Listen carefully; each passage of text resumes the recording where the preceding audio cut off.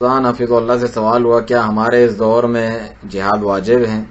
اور اس شخص پہ کیا رد ہم کر سکتے ہیں جو نبی رحمت صلی اللہ علیہ وسلم کے اس فرمان سے دلیل پکڑتا ہے کہ اذا تبایعتم بالعینہ، جب تم بے عینہ ایک سودیہ معاملہ کرنے لگو گے،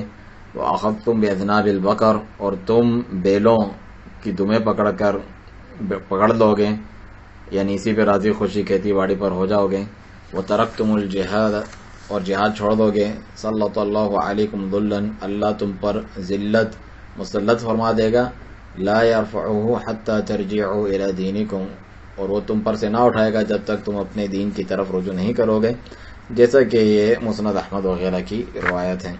کہ بعد میں شیخ فرماتے ہیں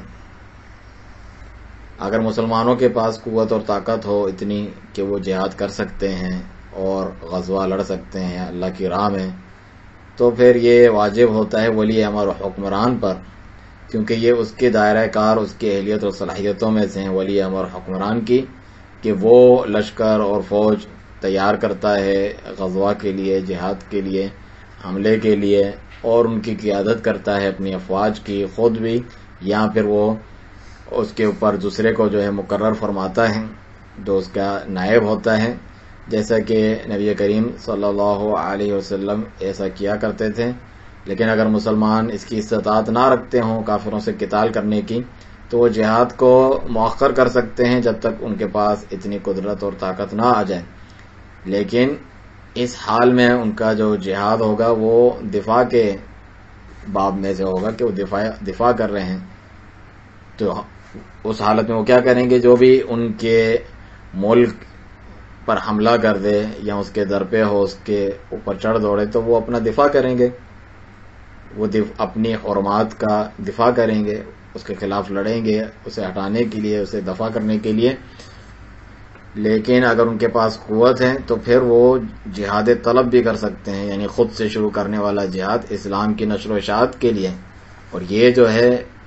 ولی امر مسلمین، مسلمانوں کے جو حکمران ہیں ان کے پرچم تلے ہوتا ہے، وہ اس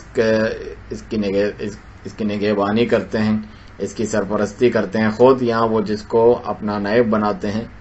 تو یہ بات معروف ہے، جانی پہچانی ہے کتب الجہاد میں اور کتب العقائد میں، کہ جہاد امراء حکمرانوں کے ساتھ مل کر ہوتا ہے، ائمہ حکمرانوں کے ساتھ مل کر ہوتا ہے۔ یہ ان کی صلاحیت میں سے ہیں کہ وہ جہاد کے معاملات کی سرپرستی کرتے ہیں، اور ان کا ایک پرچم ہوتا ہے، ایک پرچم تلے مل کر وہ لڑتے ہیں۔ مختلف جھنڈے اور جماعتیں اور تنظیمیں نہیں ہوتی اپنی اپنی، اس سے تو اختلافات اور تفرقہ بازی ہوتی ہیں جماعتوں کے درمیان، اور مسلمان آپس میں ہی دست و گریبان اور لڑنے جھگڑنے لگتے ہیں، اور انہیں کوئی نتیجہ حاصل نہیں ہوتا اور کوئی چیز انہیں نہیں ملتی۔